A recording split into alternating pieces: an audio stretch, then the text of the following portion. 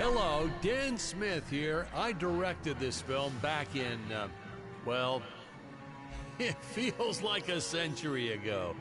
Yeah. The studio asked me to provide a commentary track for the DVD release. And wham! Straight into the action. No fluff or anything. That's what we did back then. Crash-landed ship. Out pops our hero, the fearless Dick Starspeed. Nice.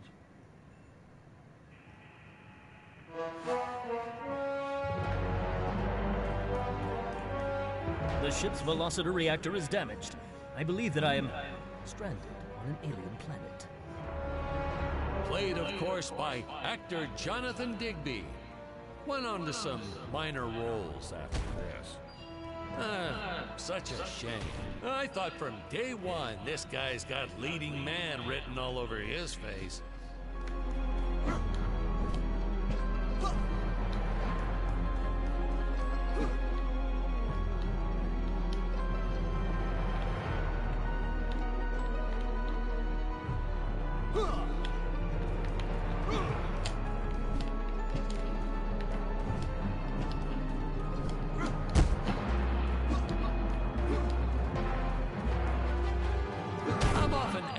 Why Dick breaks these boxes. He actually ad-libbed it. I told Jonathan, always keep things exciting.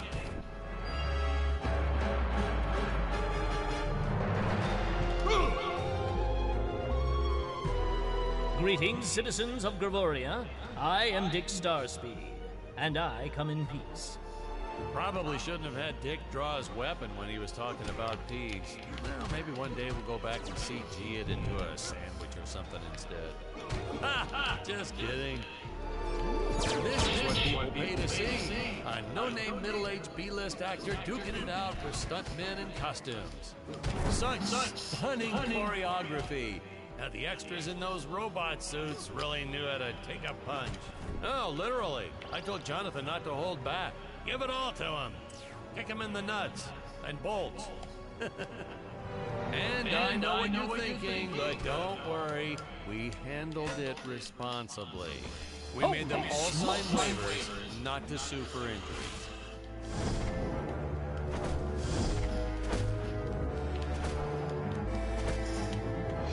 If I should survive this fall, Well, I shouldn't say this now, but you could actually see the strings if you squinted hard enough.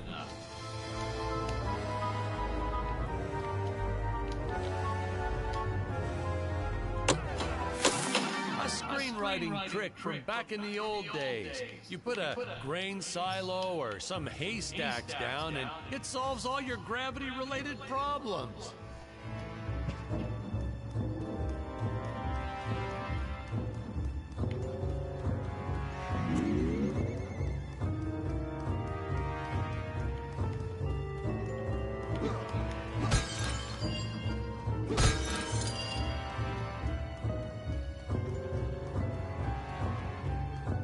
it appears some of my equipment was lost when my ship was shot down.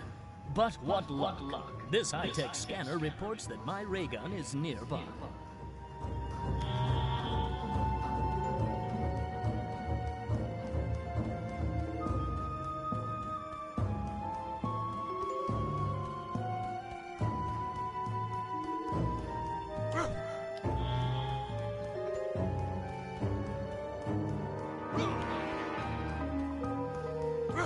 Oh, the dinosaurs.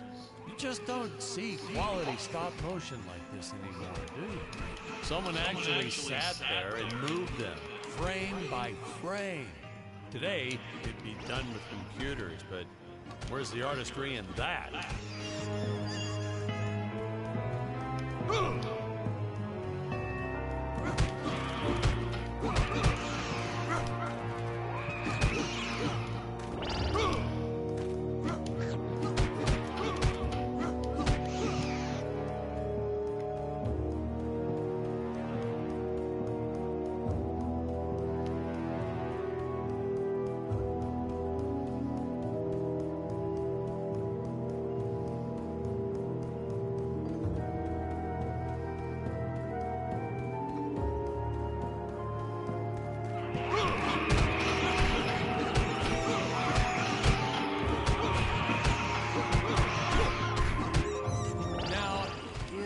trees here look a little plastic? Well, it's because they are. I took them from the set of my last film, Vampire Island 2.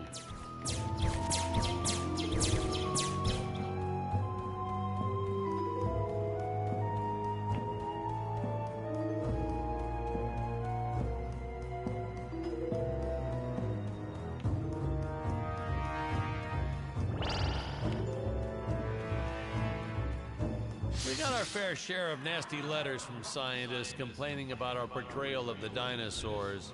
Was news to me. Apparently these stegosauruses weren't meat eaters. Must have preferred shellfish or something. Wow, how do they know? That's what I say.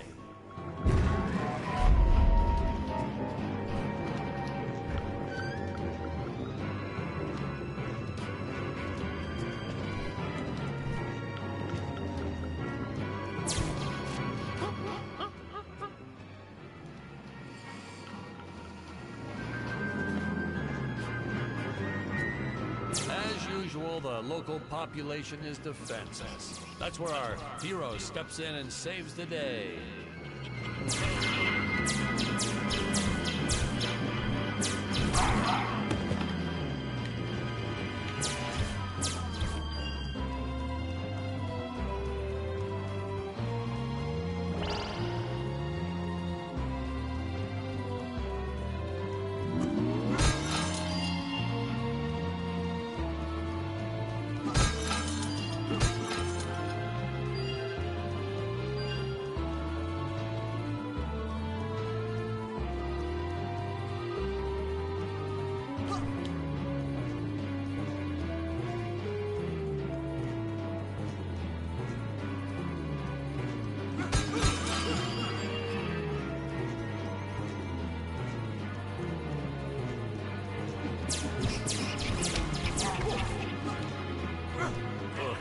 We put Jonathan through a lot shooting this film. He wasn't the best actor, especially when reacting to getting hit. He's what you call a flincher. So I told the stuntman to really just go to town on him. It's the only way to get an honest performance sometimes. Our props master tried to make the weapons soft, but there's only so much you can do. Lucky for us, Dick's entire body was covered in that spacesuit. That thing was a lifesaver when it came to hiding bruises.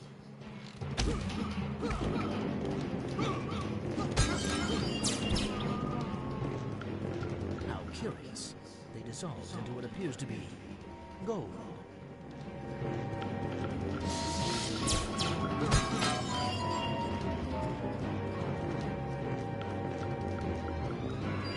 You'll notice the gold disappears when Dick touches it.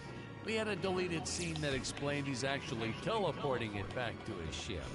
It's funny, no one ever questioned how Dick was able to walk around with an infinite amount of gold on him.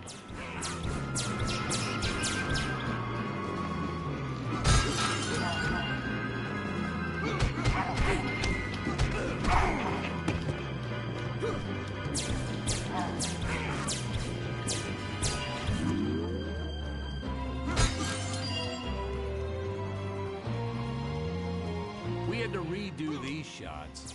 Our first attempt was kind of a disaster. We tried using real apes, thought it'd cut down on the costume budget a bit. But have you ever tried working with apes? They are the worst actors ever.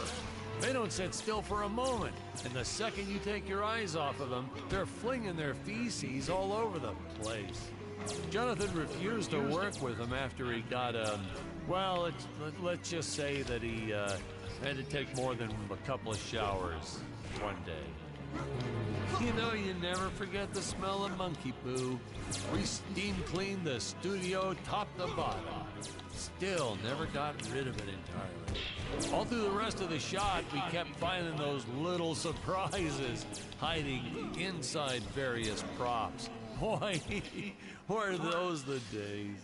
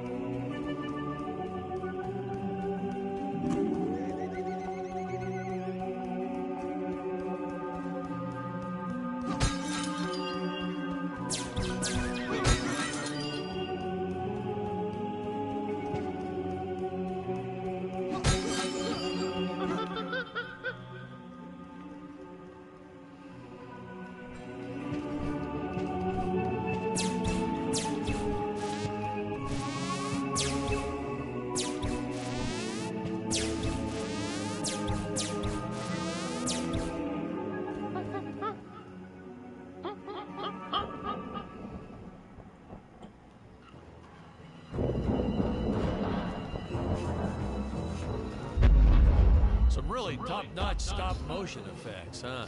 Unfortunately, we skimped on the Dick Starspeed puppet a little. The Earthman is not for you to eat, fiend. Oh, this was groundbreaking. We had the woman rescuing the man for once. We were really ahead of our time with this scene, but well, then again, I've always been rather progressive. The studio exec didn't seem to get why it was such a big deal, though. Sorry, we don't see this as anything unusual. Ha! Of course! It's unusual! A woman would never save the man. It just doesn't happen. Not in the movies, not in real life. I don't know why we didn't get more recognition for this scene. I guess I was just a little too ahead of my time.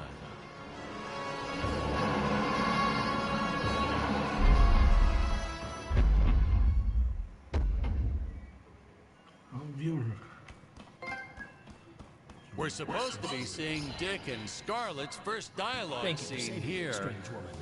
What is your name? I am the magnificent Scarlet Nova.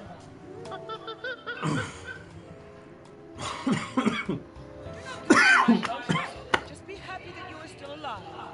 I must speak with my father at once. I shall teleport to his chambers.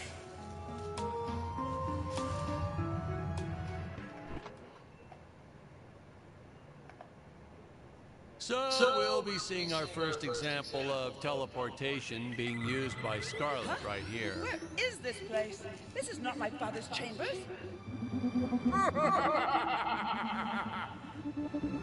You have disobeyed me for the fifth time. Enjoy an eternity in the Tower of Eternal Solitude. For all eternity! The old fool did not notice I am wearing my jetpack.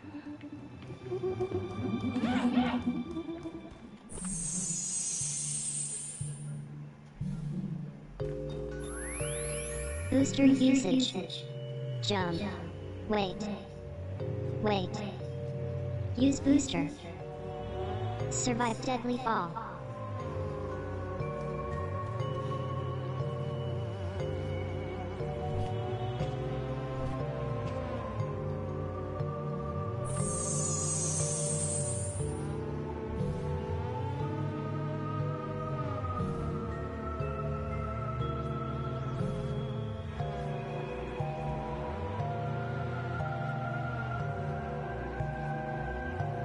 I was trying to push a new style of filmmaking. Have the hero do absolutely nothing from time to time. Whoops.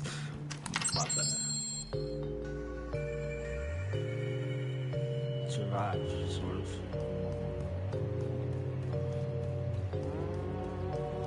Scarlett didn't quite realize she needed to shoot those energy orbs down below. Keep in mind, Stacy was doing this on a soundstage, okay?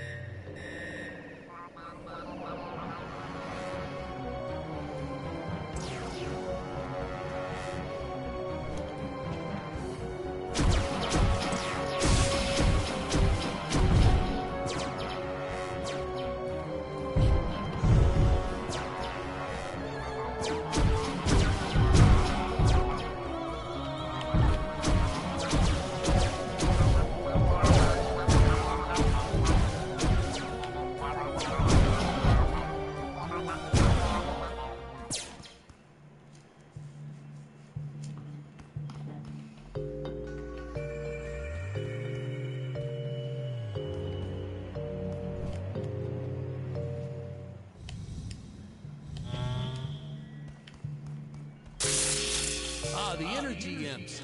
Such a neat effect. We had to paint each movement frame by frame and superimpose it into live footage. We were pulling all-nighters for weeks. Well, when I said we, I meant the artists. I'm pretty much useless if I don't get a solid 10 hours a night. But they were at it forever. They had to redo it all because I accidentally told them red instead of blue the first time. Artists. Curses! My father revoked my access to the teleport terminals. I shall only be able to utilize the ones I activate manually.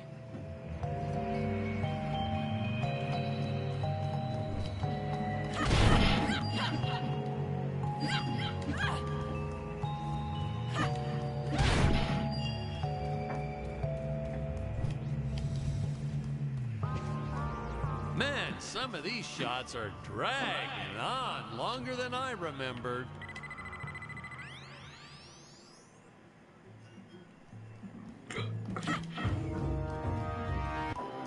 Ah, I knew you would return. Puny Earthman, you shall help me overthrow the Emperor. Why would you turn against your own father? How do I know I can trust you? Oh, this scene. This is practically Shakespeare in outer space. Just as the entire planet does. And, huh? Patrick, what's wrong with the video? Sorry, sir. Technical problems. Darn it, we're missing some really good writing here. There. Sorry about that. Well, they just passed right by her big scene. Basically, they agree to work together, but one must stay behind in the sleep chamber at all times. Should I rewind? Never mind. I'll continue from here.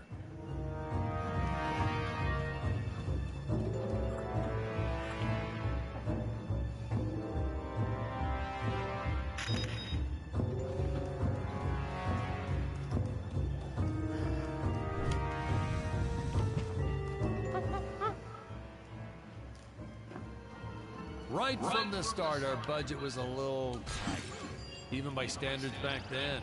To make do, Tony shot a couple scenes in black and white. Originally, he intended to use it for flashbacks. But then I had to break it to him. Our film doesn't have flashbacks. We almost made it a silent film just to cut costs.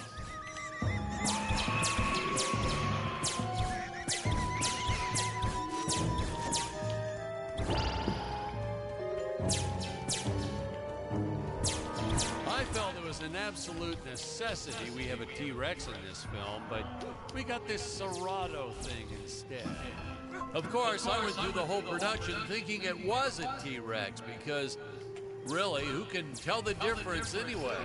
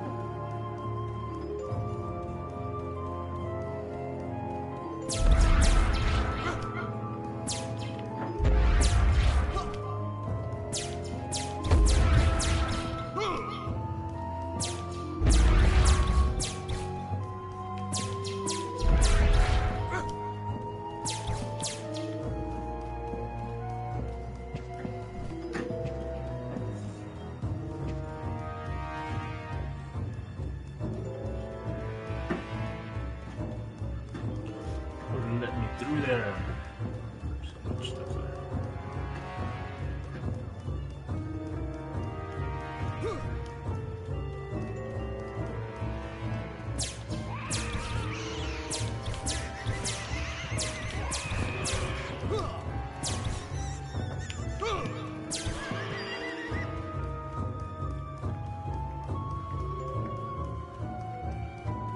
Okay, kill those crabs over there. Kill that crab.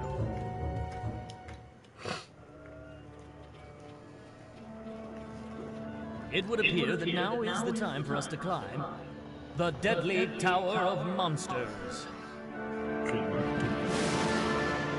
Trademark. Good screenwriting 101. Always announce the title within the film itself. How else are you going to let the audience know your heroes really mean business? Now, that weapon, it's just an electric shaver, but you know, I bet you'd never guess it was, would you? They look so futuristic.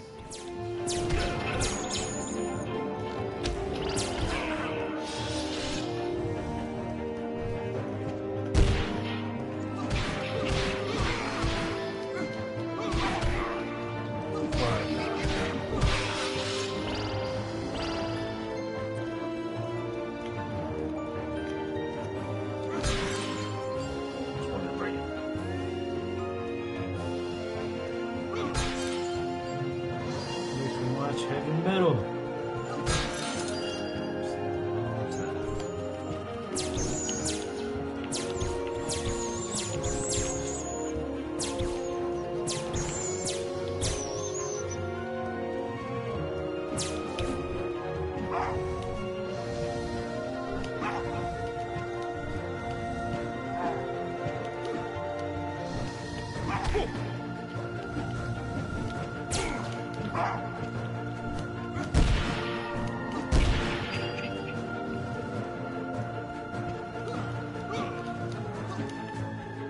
I can't get that? Really?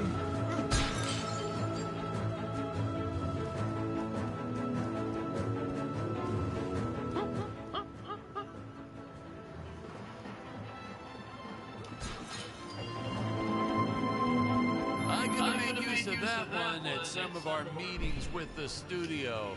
Oh, you'd like to see records of where our budget went to this month? Sure, let me get that for you right now.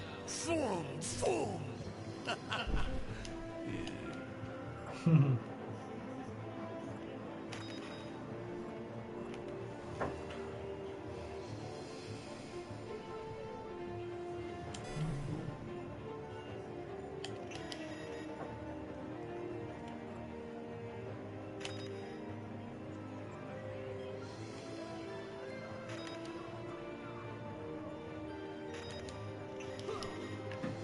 Unfortunately, those meetings ended in a much different way.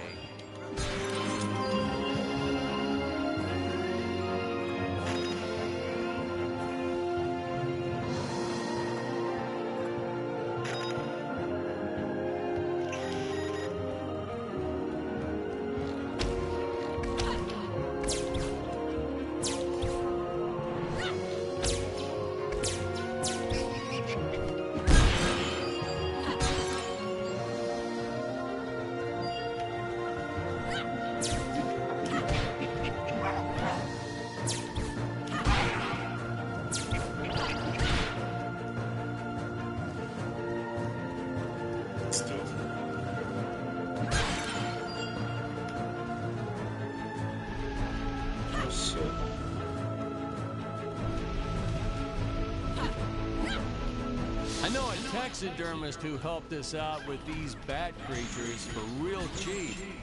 And he's not good. He's kind of sloppy if you want to know the truth.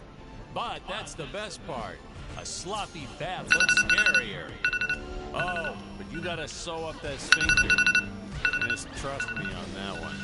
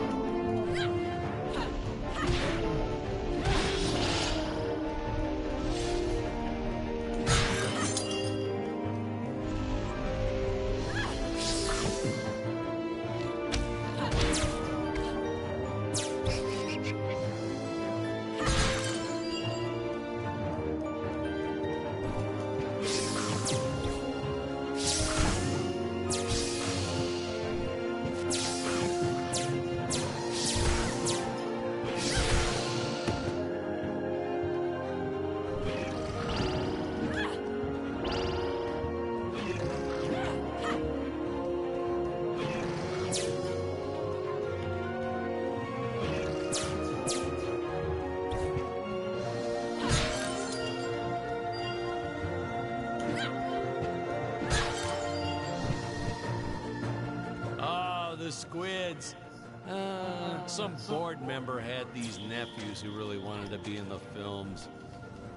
They made me cast them as squids. Whatever happened to artistic integrity?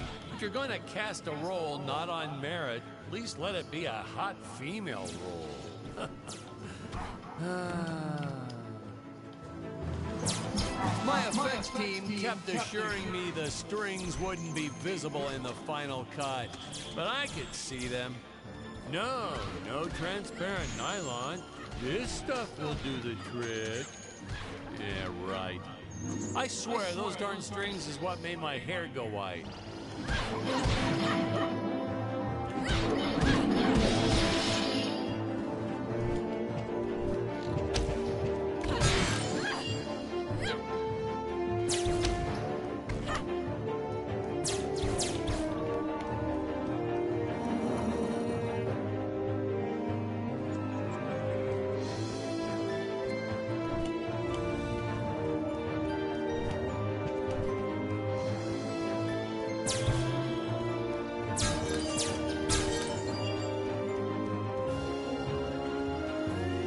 Got a little interested in this game, I don't know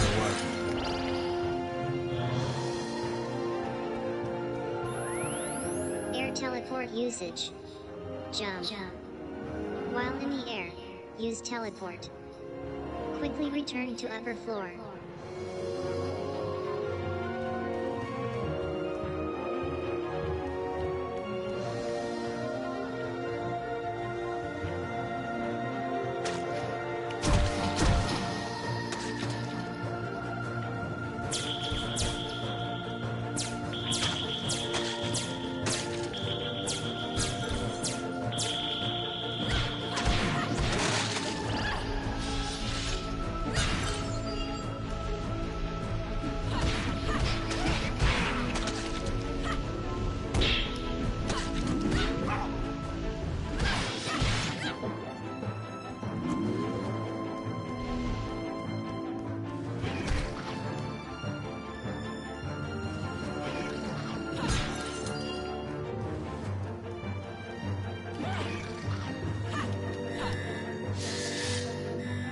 You don't want to miss a single minute of this scene. The nuclear ends.